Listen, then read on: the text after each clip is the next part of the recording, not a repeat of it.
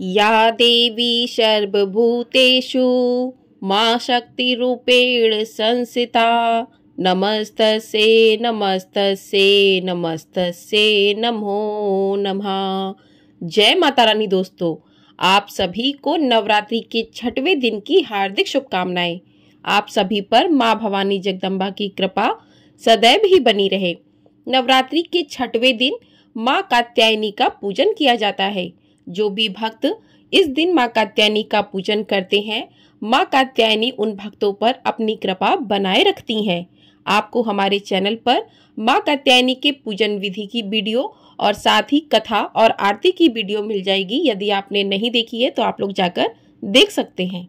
और आज की वीडियो में हम सुनेंगे दुर्गा सप्तशती पाठ का 11वां अध्याय और साथ ही सुनेंगे क्षमा प्रार्थना और आरती। नवरात्रि के छठवें दिन दुर्गा सप्तशती पाठ का 11वां अध्याय पढ़ा जाता है। आपको नवरात्रि के दिनों में किस प्रकार से अध्याय पढ़ने हैं, इसकी जानकारी पहली वीडियो में दी है, आप लोग जाकर उसको देख सकते हैं। नवरात्रि के छठवें दिन दुर्गा सप्तशती पाठ का 11वां अध्याय पढ़ा जाता है। तो चलिए आज का अध्याय शुरू करते हैं। उससे पहले माँ भवानी का ध्यान करते हैं, फिर अध्याय को प्रारंभ करते हैं। बोलिए माँ जगदम्बा की जय। 11वें अध्याय में देवताओं द्वारा देवी की स्तुति तथा देवी द्वारा देवताओं को वरदान का वर्णन किया गया है। ऋषि कहते हैं, देवी के द्वारा वहां महादैत्यपति शुंभ के मारे जाने पर इंद्र आदि देवता अग्नि को आगे करके उन कात्यायनी देवी की स्तुति करने लगे। उस समय अभिष्ट की प्राप्ति होने से उनके मुख कमल दमक उठे थे और उनके प्रकाश से दिशाएं भी जगमगा उठी थीं। देवता बोले, शरणागत की पीड़ा दूर करने वाली देवी हम पर प्रसन्न हो। संपूर्ण जगत की माता प्रसन्न हो। विश्वेश्वरी विश्व की रक्षा करो। देवी तुम ही चराचर जगत की अधीश्वरी हो। तुम इस जगत का एकमात्र आधार हो, क्योंकि पृथ्वी रूप में तुम्हारी ही स्थिति है। देवी तुम्हारा पराक्रम अलंघनीय है। तुम ही जल रूप में स्थित होकर संपूर्ण जगत को तृप्त करती हो। तुम अनंत बल संपन्न वैष्णवी शक्ति हो। इस विश्व की कारणभूता परामाया हो। देवी तुमने इस समस्त जगत को मोहित कर रखा है। तुम ही प्रसन्न होने पर इस पृथ्वी पर मोक्ष की प्राप्ति कराती हो। देवी संपूर्ण विद्याएं तुम्हारे ही भिन्न भिन्न स्वरूप हैं। जगत में जितनी स्त्रियां हैं वे सब तुम्हारी ही मूर्तियां हैं। जगदम्बा एकमात्र तुमने ही इस विश्व को व्याप्त कर रखा है। तुम्हारी स्तुति क्या हो सकती है। तुम तो स्तवन करने योग्य पदार्थों से परे एवं परावाणी हो। जब तुम सर्वस्वरूपा देवी स्वर्ग तथा मोक्ष प्रदान करने वाली हो, तब इसी रूप में तुम्हारी स्तुति हो गई। तुम्हारी स्तुति के लिए इससे अच्छी उक्तियां और क्या हो सकती हैं। बुद्धि रूप से सब लोगों के हृदय में विराजमान रहने वाली तथा स्वर्ग एवं मोक्ष प्रदान करने वाली नारायणी देवी तुम्हें नमस्कार है।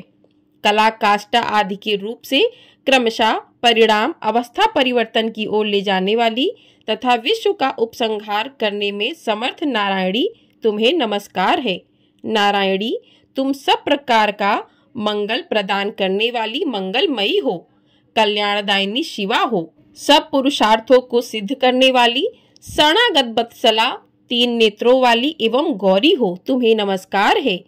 तुम सृष्टि पालन और संहार की शक्ति भूता सनातनी देवी गुणों का आधार तथा सर्व गुणमयी हो। नारायणी तुम्हें नमस्कार है। शरण में आए हुए दीनों एवं पीड़ितों की रक्षा में संलग्न रहने वाली तथा सबकी पीड़ा दूर करने वाली नारायणी तुम्हें नमस्कार है।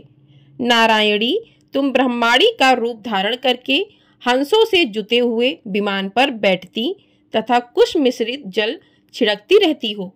तुम्हें नमस्कार है। महेश्वरी रूप में त्रिशूल चंद्रमा एवं सर्प को धारण करने वाली तथा महान वृषभ की पीठ पर बैठने वाली नारायणी देवी तुम्हें नमस्कार है।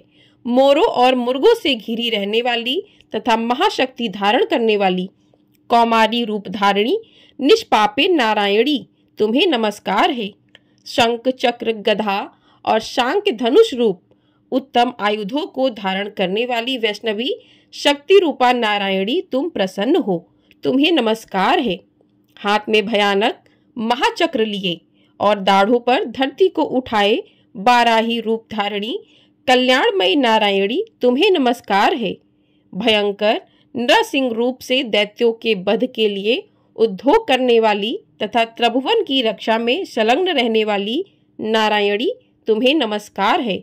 मस्तक पर किरीट और हाथ में महावज्र धारण करने वाली, सहस्त्र नेत्रों के कारण उद्दीप्त दिखाई देने वाली और वृत्तासुर के प्राणों का अपहरण करने वाली इंद्र शक्ति स्वरूपा नारायणी देवी तुम्हें नमस्कार है।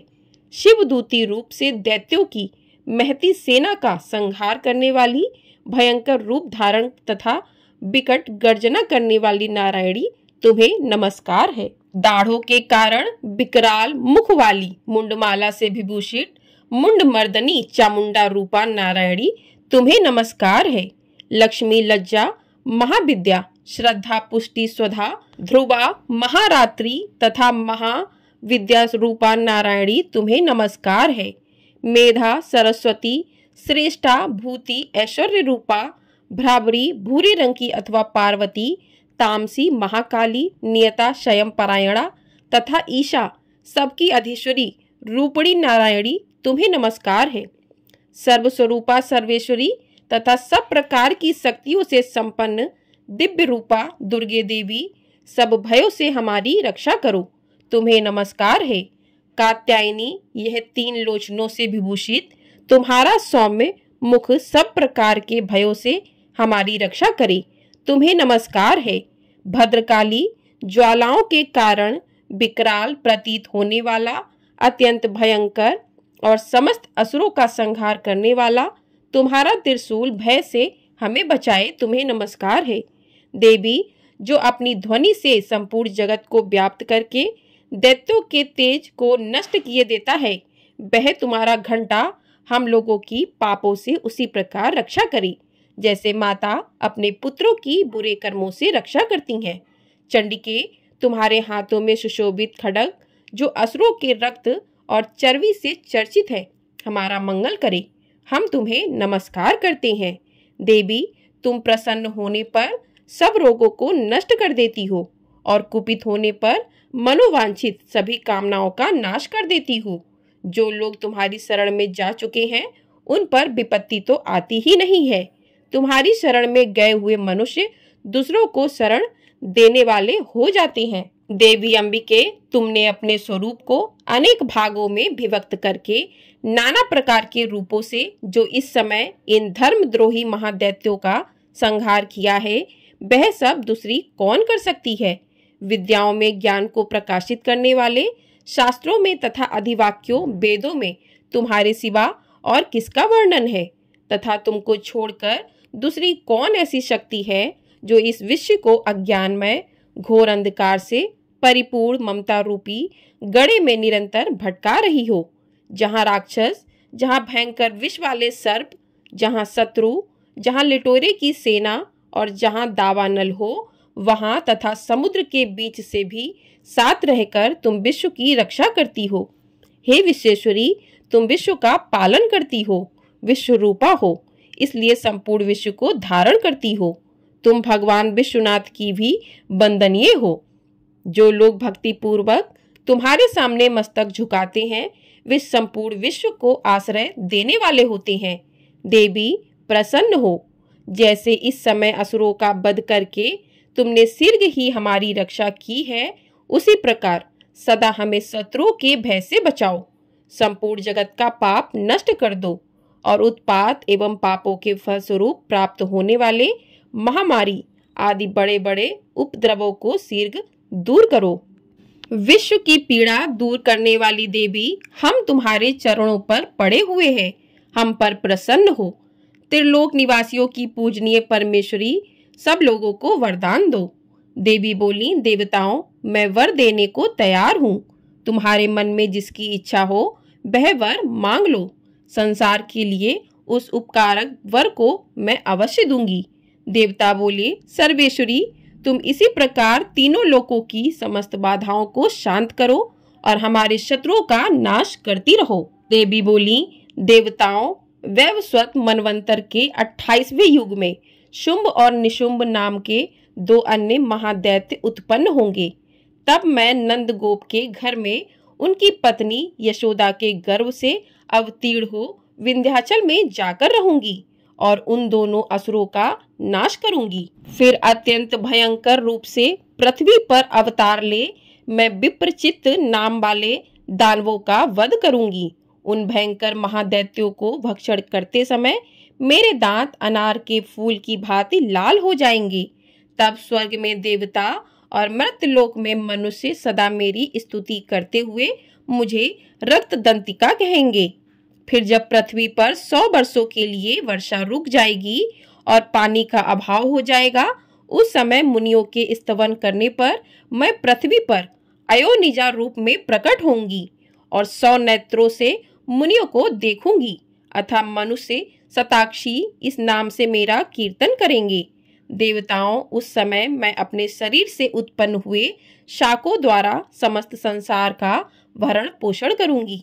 जब तक वर्षा नहीं होगी तब तक वे शाक ही सबके प्राणों की रक्षा करेंगे। ऐसा करने के कारण पृथ्वी पर शाकंबरी के नाम से मेरी ख्याति होगी। उस अवतार में मैं दुर्गम नामक महादैत्य का वध भी करूंगी। इससे मेरा नाम दुर्गा देवी के रूप में प्रसिद्ध होगा। फिर मैं जब भीम रूप धारण करके मुनियों की रक्षा के लिए हिमालय पर रहने वाले राक्षसों का भक्षण करूंगी, उस समय सब मुनि भक्ति से नतमस्तक होकर मेरी स्तुति करेंगे। तब मेरा नाम भीमा देवी के रूप में विख्यात होगा। जब अरुण नामक दैत्य तीनों लोकों में भारी उपद्रव मचाएगा, तब मैं तीनों लोकों का हित करने के लिए 6 पैरों वाली असंख्य भ्रमरों का रूप धारण करके उस महादैत्य का वध करूंगी। उस समय सब लोग भ्रामरी के नाम से चारों ओर मेरी स्तुति करेंगे। इस प्रकार जब जब संसार में दानवी बाधा उपस्थित होगी, तब तब अवतार लेकर मैं शत्रुओं का संहार करूंगी। इस प्रकार श्री मार्कंडे पुराण में सावर्णिक मनवंतर की कथा के अंतर्गत देवी महात्म्य में देवी स्तुति नामक 11वां अध्याय पूर्ण हुआ। बोली माँ जगदम्बा की जय। तो इस प्रकार से श्री दुर्गा सप्तशती पाठ का 11वां अध्याय पूर्ण हुआ। अब करते हैं माँ से क्षमा प्रार्थना और उसके बाद करेंगे आरती। तो जो भी भक्त दुर्गा सप्तशती का पाठ करते हैं, माँ उन भक्तों की सभी मनोकामना पूर्ण करती हैं। आइए अब सुनते हैं क्षमा प्रार्थना कि यदि इस पाठ को करते समय कोई भी भूल चूक हो गई है तो माँ से क्षमा प्रार्थना करेंगे। परमेश्वरी, मेरे द्वारा रात दिन सहस्त्रों अपराध होते रहते हैं, यह मेरा दास है। यूं समझकर मेरे उन अपराधों का तुम कृपा पूर्वक क्षमा करो। परमेश्वरी, मैं आवाहन नहीं जानता, विसर्जन करना नहीं जानता तथा पूजा करने का ढंग भी नहीं जानता, क्षमा करो। देवी सुरेश्वरी, मैंने जो मंत्रहीन, क्रियाहीन और भक्तिहीन पूजन किया है, वह सब आपकी कृपा से पूर्ण हो। सैकड़ों अपराध करके भी जो तुम्हारी शरण में जगदम्ब कहकर पुकारता है, उसे वह गति प्राप्त होती है जो ब्रह्मादि देवताओं के लिए भी सुलभ नहीं है। जगदम्बिके, मैं अपराधी हूँ, किंतु तुम्हारी शरण में आया हूँ। इस समय दया का पात्र हूँ, तुम जैसा चाहो करो।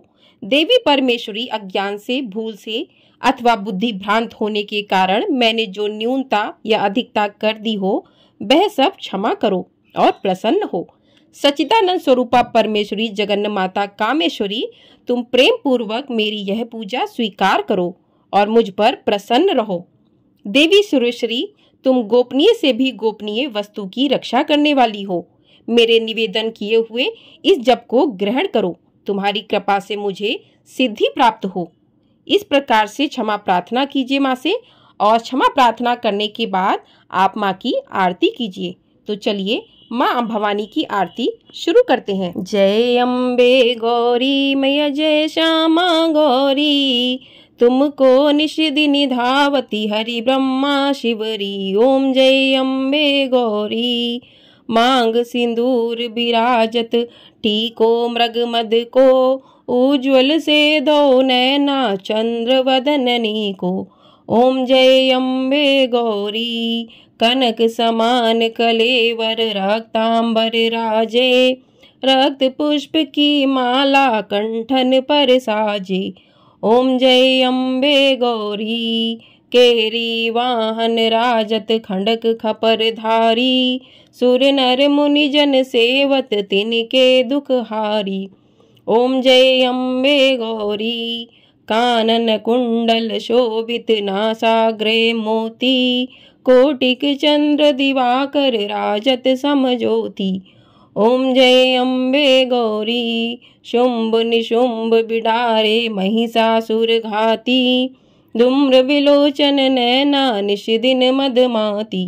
ओम जय अम्बे गौरी, चंड मुंड संहारे शोणित बीज हरे, मधुकैटभ दो मारे सुर वहीन करे। ओम जय अम्बे गौरी, ब्रह्माणी रुद्राणी तुम कमला रानी, आगम निगम बखानी तुम शिव पट रानी। ओम जय अम्बे गौरी, 64 योगिनी मंगल गावत नृत्य करत भैरव, बाजत ताल मृदंगारु बाजत डमरू। ओम जय अम्बे गौरी, तुम ही जग की माता तुम ही हो भरिता, भक्तन के दुख हरता सुख संपत्ति करता। ओम जय अम्बे गौरी, भुजाचार अति शोभित वर मुद्राधारी, मन वांछित फल पावत सेवत नर नारी। ओम जय अम्बे गौरी, कंचन थाल विराजत अगर कपूरवाती, श्रीमाल के तुम्हें राजत कोटि रतन ज्योति। ओम जय अम्बे गौरी, श्री अम्बे जी की आरती जो कोई नर गावे, कहत शिवानंद स्वामी सुख संपत्ति पावे। ओम जय अम्बे गौरी, मैया जय अम्बे गौरी, मैया जय श्यामा गौरी, तुमको निशिदिनी धावती हरि ब्रह्मा शिवरी। ओम जय अम्बे गौरी, बोलिए अम्बे मैया की जय, बोलिए शेरावाली मैया की जय। तो इस प्रकार से आरती संपूर्ण करें। आपको ये वीडियो यदि पसंद आई है तो वीडियो को लाइक अवश्य कर दीजिएगा। चैनल पर पहली बार आए हैं तो चैनल को सब्सक्राइब कर दीजिएगा। आपको हमारे चैनल पर दुर्गा सप्तशती पाठ की सभी अध्याय सुनाए गए हैं। पिछले जो भी अध्याय हैं 1 से लेकर 8 तक सारे अध्याय सुनाए जा चुके हैं। आपने यदि नहीं सुने हैं तो आप लोग जाकर सुन सकते हैं। और दुर्गा सप्तशती पाठ किस प्रकार से करना चाहिए वो पहले अध्याय में बताया है आप लोगों को, तो आप लोग उसे जाकर अवश्य देखिएगा, अवश्य सुनिएगा। उसमें आप लोगों को सारी जानकारी प्राप्त हो जाएगी। और आप ये अध्याय जो है आप प्रतिदिन भी सुन सकते हैं या फिर आप एक दिन में भी सभी अध्याय पढ़ या सुन सकते हैं।